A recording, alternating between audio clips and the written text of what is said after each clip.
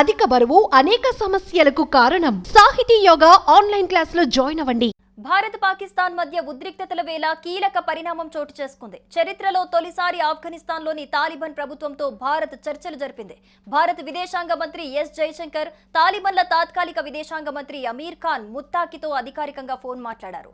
Afghanistan Taliban ప్రభుత్వంతో భారత్ చేసిన తొలి మంత్రి స్థాయి సంప్రదింపులు కావడంతో సర్వత్రా ప్రాముఖ్యత సంతరించుకుంది.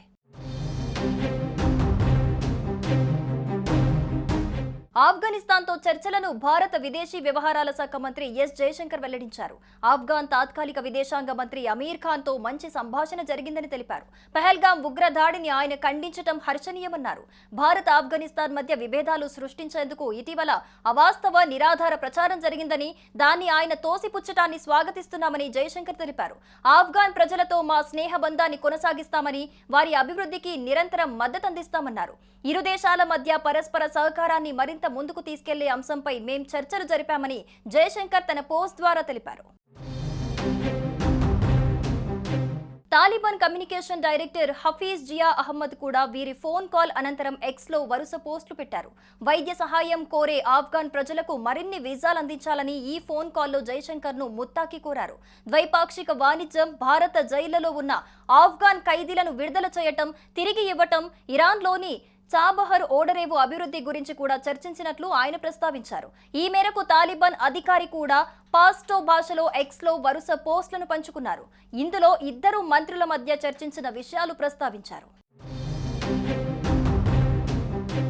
ఇటీవల జమ్మూ కాశ్మీర్లోని పహల్గాంలో జరిగిన ఉగ్ర దాడిని తాలిబాన్ ప్రభుత్వం ఖండించిన సంగతి తెలిసిందే. అయితే ఆపరేషన్ సింధూర్ సమయంలో పాక్ సంచలన ఆరోపణలు చేసింది.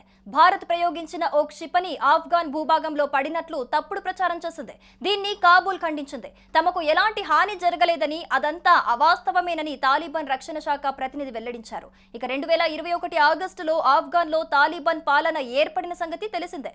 ఆ ప్రభుత్వాన్ని భారత్ అధికారికంగా గుర్తించినప్పటికీ దౌత్య సంబంధాలు మాత్రం కొనసాగిస్తోంది.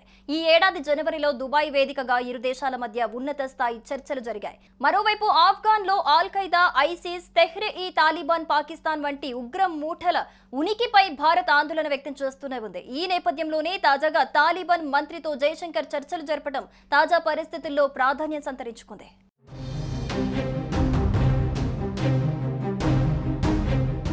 సుమన్ టీవీలో మీ పర్సనల్ అండ్ బిజినెస్ ప్రమోషన్స్ కోసం కింది నెంబర్కి కాంటాక్ట్ చేయండి.